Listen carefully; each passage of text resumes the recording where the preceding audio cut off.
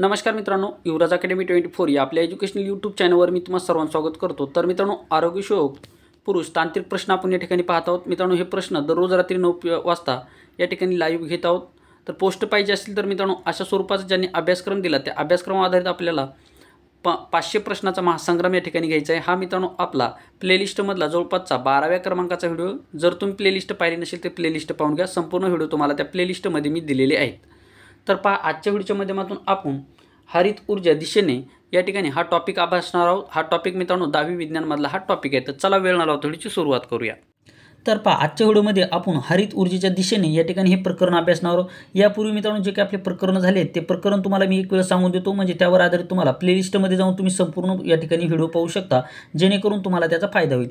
तर पहा, प्रकरण पहिल्यामध्ये आपण अनुवंशिकता उत्क्रांती याचा अभ्यास केला, त्यावर आधारित महत्त्वाचे प्रश्न पाहिले। संपूर्ण न्यू सिलेबसनुसार हे प्रश्न होते। त्याच्यानंतर प्रकरण 2 मध्ये सजीवातील जीवन प्रक्रिया भाग 1 हे या ठिकाणी आपण पाहिलेले, त्यावर आधारित महत्त्वाचे प्रश्न पाहिले।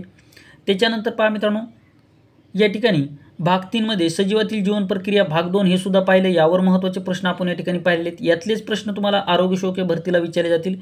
त्याच्यानंतर प्रकरण 4 प्रकरण 4मध्ये पहा पर्यावरण व्यवस्थापन हे सुद्धा आपण पाहिले, यावर आधारित महत्त्वाचे प्रश्न आपण या ठिकाणी पाहिले। आणि सर्व व्हिडिओ मित्रांनो प्लेलिस्टमध्ये मी तुम्हाला दिलेले आहेत, त्यामुळे ही प्लेलिस्ट आरोग्य विभागाची जी की प्लेलिस्ट आरोग्य विभाग भरतीची प्लेलिस्ट मी तुम्हाला बनवून दिलेली आहे। ती प्लेलिस्ट जर पाहिली तर 100% तुम्हाला त्याचा फायदा होईल। तर चला मित्रांनो, आता वेळ न लावता व्हिडिओची सुरुवात करूया।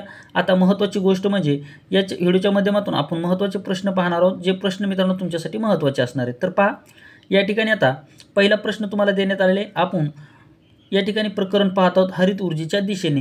हे संपूर्ण प्रश्न महत्त्वाचे आहेत। तर पहा, पहिला प्रश्न तुम्हाला दिलेला आहे। सर्व विद्यार्थ्यांनी याचं उत्तर कमेंट बॉक्समध्ये देण्याचा प्रयत्न करा। पहिला प्रश्न पहा, इंधनाच्या अपूर्ण ज्वलनातून पुढीलपैकी कोणता वायू तयार होतो? इंधनाच्या अपूर्ण ज्वलनातून पुढीलपैकी कोणता वायू तयार होतो? पहिला ऑप्शन पहा मित्रांनो, कार्बन मोनॉक्साईड। 2 नंबरचा ऑप्शन आहे कार्बन डायऑक्साईड। 3 नंबरचा ऑप्शन आहे क्लोरोफ्लोरोकार्बन आणि 4 नंबरचा ऑप्शन आहे मित्रांनो हायड्रोजन सल्फाइड। तर याचं उत्तर तुम्हाला द्यायचं जर झालं तर याचं उत्तर काय असणार आहे मित्रांनो? तर याचं उत्तर असणार आहे ऑप्शन क्रमांक 1। म्हणजे ज्या विद्यार्थ्यांनी ऑप्शन क्रमांक 1 निवडलं ते योग्य आन्सर असणार आहे। म्हणजेच मित्रांनो या ठिकाणी कार्बन मोनॉक्साईड, म्हणजे पहा, इंधनाच्या अपूर्ण ज्वलनातून कोणता वायू तयार होतो? कार्बन मोनॉक्साईड हा वायू या ठिकाणी बाहेर पडत असतो, कारण कार्बन मोनॉक्साईड आपल्या श्वसन संस्थेवर परिणाम करत असतो। हे सुद्धा लक्षात ठेवा। किंवा असा सुद्धा प्रश्न विचारला जाईल की ज्या ठिकाणी गर्दीच्या ठिकाणी किंवा वाहनातून कोणता वायू बाहेर पडतो? तर वाहनातून कार्बन मोनॉक्साईड, म्हणजे जी काही आपली 2 व्हीलर असेल 4 व्हीलर असेल याच्यातून कोणता वायू बाहेर पडतो? तर कार्बन मोनॉक्साईड हा वायू बाहेर पडतो आणि हा वायू आपल्या श्वसन संस्थेला परिणाम करत असतो। हे सुद्धा लक्षात ठेवा। त्याच्यानंतर मित्रांनो कार्बन डायऑक्साईड, आता कार्बन डायऑक्साईडच्या वातावरणामध्ये प्रमाण जर विचारलं तुम्हाला तर 0.03% हे वातावरण आहे कार्बन डायऑक्साईड वायूचे हे प्रमाण आहे, लक्षात ठेवा। आता कार्बनचा धोका काय? तर क्लोरोफ्लोरोकार्बन मित्रांनो या ठिकाणी जे की आपला ओझोन वायू आहे, सूर्यापासून येणारे अतिनील किरण ओझोन वायू या ठिकाणी अडवत असतो। तर हा ओझोन वायूला नष्ट करण्याचं कार्य क्लोरोफ्लोरोकार्बन करत असतो। क्लोरोफ्लोरोकार्बन मित्रांनो आपल्या फ्रीजमधून एसीमधून, म्हणजे जे वातानुकूलित जे काही उपकरणे असतात त्याच्यामधून क्लोरोफ्लोरोकार्बन बाहेर पडत असतो। हे सुद्धा लक्षात ठेवायचं आहे। हा प्रश्न तुम्हाला व्यवस्थितरित्या समजला असेल। पुढचा प्रश्न पहा, साठवलेल्या पाण्यात किती ऊर्जा असते? साठवलेल्या पाण्यामध्ये किती ऊर्जा असते? कोणती ऊर्जा असते? साठवलेल्या पाण्यामध्ये कोणती ऊर्जा असते? ऊर्जेचे वेगवेगळे प्रकार पडतात पहा, गतीज ऊर्जा, स्थितीज ऊर्जा, अशा प्रकारे वेगवेगळे प्रकार या ठिकाणी ऊर्जेचे पडत असतात। तर साठलेल्या पाण्यामध्ये कोणती ऊर्जा असते? हा प्रश्न 10 विज्ञानवर आधारित पहा, अणुज ऊर्जा, औष्णिक ऊर्जा, गतीज ऊर्जा, स्थितीज ऊर्जा। तर या ठिकाणी पहा, साठवलेल्या पाण्यामध्ये कोणती ऊर्जा असते? तर स्थितीज ऊर्जा साठवलेल्या पाण्यामध्ये असते। कधी कधी प्रश्न असा पण विचारला जाईल की धरणामध्ये जे काही पाणी आहे, धरणाच्या पाण्यामध्ये कोणती ऊर्जा असते? तर स्थितीज ऊर्जा असते। म्हणजे वेगळे प्रश्न विचारले जरी असले तरी पण तुमची कन्सेप्ट या ठिकाणी क्लिअर असली पाहिजे, ठीक आहे। पुढचा प्रश्न पहा, आण्विक विद्युत निर्मिती केंद्रात पहा, औष्णिक विद्युत निर्मिती केंद्रात कोळशातील रिकाम जागा ऊर्जेचे रूपांतर टप्प्याटप्प्याने विद्युत ऊर्जेत होते। पहा, औष्णिक विद्युत निर्मिती कशापासून? जो काही कोळसा असतो, औष्णिक विद्युत निर्मिती केंद्रामध्ये कोळसा वापरला जातो, लक्षात ठेवा। औष्णिक विद्युत निर्मिती केंद्रात कोळशातील रिकाम जागा ऊर्जेचे रूपांतर टप्प्याटप्प्याने विद्युत ऊर्जेत होते। पहिलं ऑप्शन पहा, सौर, केंद्रकीय, त्याच्यानंतर औष्णिक आणि रासायनिक। हा महत्त्वाचा प्रश्न मित्रांनो, याचं उत्तर तुम्हाला कमेंट बॉक्समध्ये देण्याचा प्रयत्न करा। अतिशय महत्त्वाचा प्रश्न आहे। पहा, याचं उत्तर काय असणार आहे? तर ऑप्शन क्रमांक 4। ज्या विद्यार्थ्यांनी ऑप्शन क्रमांक 4 निवडले ते योग्य आन्सर असणार आहे। औष्णिक विद्युत निर्मिती केंद्रात कोळशातील रासायनिक ऊर्जेचे रूपांतर टप्प्याटप्प्याने विद्युत ऊर्जेमध्ये होते। हा महत्त्वाचा प्रश्न आहे मित्रांनो, 100% हा प्रश्न तुम्हाला परीक्षेला विचारला जाईल, त्यामुळे या प्रश्नाकडे काळजीपूर्वक तुम्हाला लक्ष द्यायचे आहे। औष्णिक विद्युत निर्मिती केंद्रात कोळशातील रासायनिक ऊर्जेचे रूपांतर टप्प्याटप्प्याने विद्युत ऊर्जेमध्ये होते। महत्त्वाचा प्रश्न आहे, लक्षात ठेवा। 4 नंबरचा प्रश्न पहा, औष्णिक विद्युत निर्मिती केंद्र मध्ये खालीलपैकी कोणते इंधन वापरतात? औष्णिक विद्युत निर्मिती केंद्रामध्ये खालीलपैकी कोणते इंधन वापरतात? हा महत्त्वाचा प्रश्न आहे. हा बेसिक स्वरूपाचा प्रश्न, अतिशय सोपा प्रश्न आहे. वरतीच मी तुम्हाला सांगितलेलं आहे की औष्णिक विद्युत केंद्रामध्ये काय वापरलं जातं, तर औष्णिक विद्युत निर्मिती केंद्रामध्ये काय वापरलं जातं? कोळसा वापरला जातो. कोणता कोळसा? लाकडापासून तयार झालेला कोळसा नसून हा कोळसा कशापासून वापरला जातो, तर हा कोळसा दगडी कोळसा म्हणून हा कोळसा वापरला जातो. लक्षात ठेवा. आता युरेनियम कशामध्ये वापरलं जातं, तर जे की आपण अणुऊर्जा निर्माण करत असतो तर त्यामध्ये युरेनियम हे वापरलं जात असतं. लक्षात ठेवायचं आहे. त्याच्यानंतर पहा, कोयना जलविद्युत निर्मिती केंद्राची जलविद्युत निर्मिती क्षमता किती आहे? कोयना जलविद्युत केंद्र पहा, कोयना जलविद्युत केंद्र कोणत्या नदीवर हे तुम्हाला कमेंट बॉक्समध्ये सांगा. त्याच्यानंतर कोयना जलविद्युत केंद्राला महाराष्ट्र राज्याची भाग्यलक्ष्मी असं सुद्धा म्हटलं जातं, हे सुद्धा लक्षात ठेवा. तर कोयना जलविद्युत निर्मिती जे काही केंद्र आहे तर या केंद्राची जी की क्षमता आहे, म्हणजे किती क्षमतेमध्ये या ठिकाणी वीज निर्मिती केली जाते, तर पहिलं ऑप्शन पहा 2400 मेगावॅट, त्याच्यानंतर 1960 मेगावॅट, त्याच्यानंतर मित्रांनो 1900 मेगावॅट आणि 1961 मेगावॅट.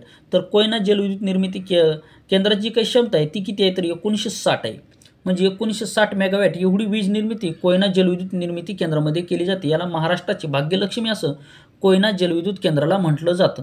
कोयना जलविद्युत केंद्र कोणत्या नदीवर बांधण्यात आले हे सुद्धा मला तुम्ही कमेंट बॉक्समध्ये सांगा. आता जलविद्युत केंद्र म्हणजे जे की आपलं पाणी आहे मित्रांनो, पाण्याच्या स्वरूपामध्ये आपल्याला टर्बाईन फिरून पाण्यापासून ऊर्जा मिळवली जाते, त्यालाच काय म्हणतात, त्याला आपल्याला काय म्हणता येईल, तर त्याला मित्रांनो आपल्याला जलविद्युत असं म्हटलं येईल. ठीक आहे. त्याच्यानंतर पहा, खालीलपैकी कोणता हरित ऊर्जेचा स्रोत नाही? खालीलपैकी कोणता हरित ऊर्जेचा स्रोत नाही? आता हरित ऊर्जेचा स्रोत म्हणजे काय?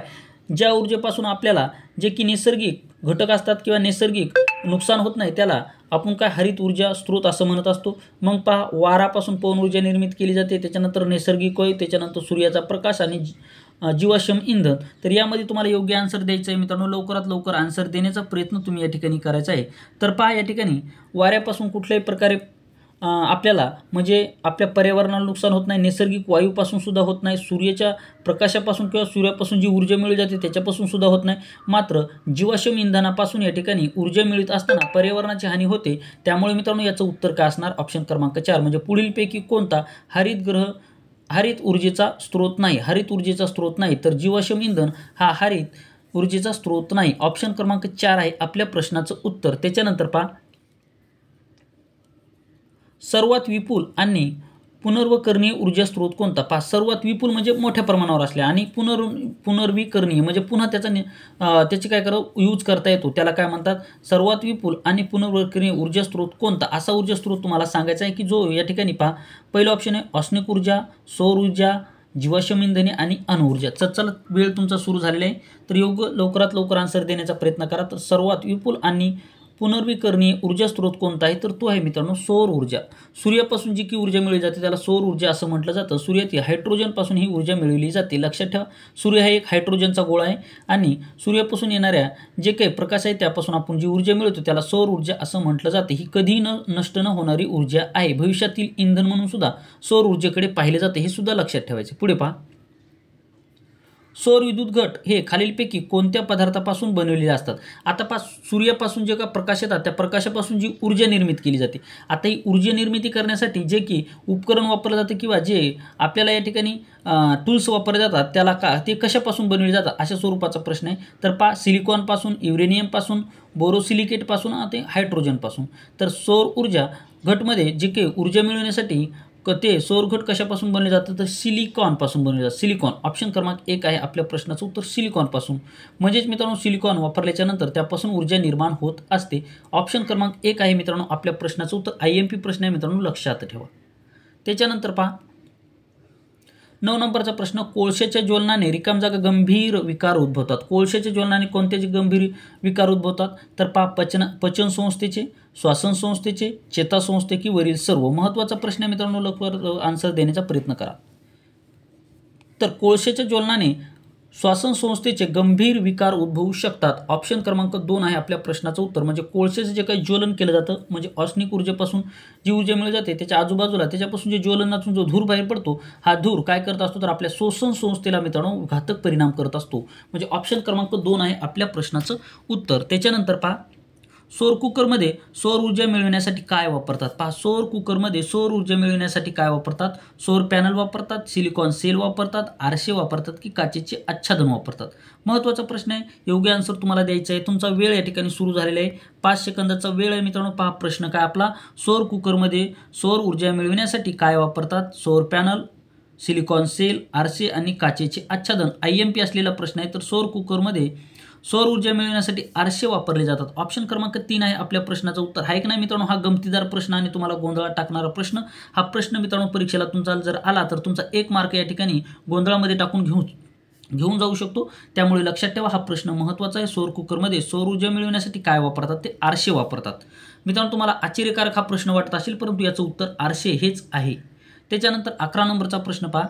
आंध्र प्रदेशातील रिकाम जागा येथे नैसर्गिक वायूवर आधारित विद्युत निर्मिती केंद्र आहे. पहिलं ऑप्शन पहा, हैदराबाद, विशाखापट्टणम, समरलकोटा आणि काकीनाडा. तर आंध्र प्रदेशातील रिकाम जागा येथे नैसर्गिक वायूवर आधारित विद्युत निर्मिती केंद्र आहे. चला, तुमचा टाइम या ठिकाणी स्टार्ट झालेला आहे. 5 सेकंदाचा वेळ तुम्हाला आहे आणि तुम्ही आन्सर याचं द्यायचा प्रयत्न करा. आंध्र प्रदेशातील रिकाम जागा येथे नैसर्गिक वायूवर आधारित विद्युत निर्मिती केंद्र आहे. तर ऑप्शन आहे मित्रांनो, ऑप्शन क्रमांक 3 समरलकोटा या ठिकाणी. आंध्र प्रदेशातील समरलकोटा येथे नैसर्गिक वायूपासून, पहा नैसर्गिक, या ठिकाणी सुद्धा असं पण दिलं जाईल की आंध्र प्रदेश योग्य विधान ओळखा, असं सुद्धा दिलं जाईल की चुकीचं विधान ओळखा. मग आंध्र प्रदेशातील समरलकोटा येथे इथं काय नैसर्गिक वायूपासून, तर नैसर्गिक वायू काय देतील? आंध्र प्रदेशातील समरलकोटा येथे ऑस्निक वायूपासून आधारित विद्युत निर्मिती केली जाते. मग तुम्हाला काय माहीत असलं पाहिजे? ऑस्निक विद्युत नाही, युरेनियमपासून विद्युत नाही, पवन ऊर्जा निर्मिती नाही, फक्त कशापासून? नैसर्गिक वायूपासून. ठीक आहे. आंध्र प्रदेशातील समरलकोटा येथे नैसर्गिक वायूवर आधारित विद्युत निर्मिती केंद्र आहे. ऑप्शन क्रमांक 3 आहे आपल्या प्रश्नाचं उत्तर. तर आय होप मित्रांनो हा सुद्धा प्रश्न तुम्हाला समजलेला असेल. 12 नंबरचा प्रश्न पहा. अणुऊर्जा निर्मिती केंद्रात अपघात घडल्यास त्यातून बाहेर पडणाऱ्या रिकाम जागामुळे प्रचंड जीवितहानी होत असते.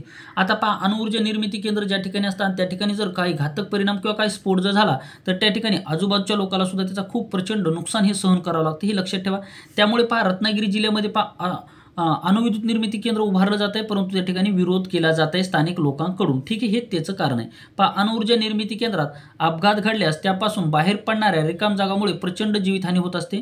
तर आण्विक प्रारणामुळे, उष्णतेमुळे, आवाजाने आणि उजेडांनी. पहा, महत्त्वाचा प्रश्न आहे. आन्सर देण्याचा प्रयत्न करा. 5 सेकंदाचा वेळ तुमचा स्टार्ट झालेला आहे. परत एकदा प्रश्न वाचतो. अणुऊर्जा निर्मिती केंद्रात अपघात घडल्यास त्यातून बाहेर पडणाऱ्या रिकाम जागामुळे प्रचंड जीवितहानी होत असते. तर तुमचं आन्सर या ठिकाणी तयार झाला असेल तर याचं योग्य आन्सर आहे मित्रांनो ऑप्शन क्रमांक 1 म्हणजे आण्विक प्रारणामुळे. अणुऊर्जा निर्मिती केंद्रात अपघात घडल्यास त्यातून बाहेर पडणाऱ्या आण्विक प्रारणामुळे, पहा आण्विक प्रारणामुळे प्रचंड जीवितहानी होत असते, म्हणजे ऑप्शन क्रमांक 1 आहे आपल्या प्रश्नाचं उत्तर. तर अशा प्रकारे मित्रांनो आपण या ठिकाणी महत्त्वाचं प्रकरण अभ्यासले. हरित ऊर्जेच्या दिशेने या प्रकरणावर आधारित महत्त्वाचे प्रश्न घेतलेले आहेत. अशा स्वरूपाचे प्रश्न तुम्हाला विचारले जातील. संपूर्ण प्रश्न आरोग्यशोक पुरुष 40% व 50% न्यू सिलेबसनुसार हे प्रश्न आहेत. त्यामुळे मित्रांनो आता पुढच्या व्हिडिओमध्ये आपण प्राण्याचे वर्गीकरण यावर आधारित महत्त्वाचे प्रश्न पाहणार आहोत. त्यामुळे मित्रांनो पुढचा सुद्धा व्हिडिओ महत्त्वाचा असणार आहे. त्यामुळे चॅनलवर नवीन असाल चॅनलला सबस्क्राईब करा, जास्तीत जास्त मित्रांपर्यंत व्हिडिओ शेअर करा आणि महत्त्वाची गोष्ट म्हणजे आपल्या चॅनलची प्लेलिस्ट आहे मित्रांनो, ही प्लेलिस्टच पहा, 100% तुम्हाला त्याचा फायदा होईल. तर या ठिकाणी थांबतो मित्रांनो, रजा घेतो तुमची. थँक्यू, धन्यवाद.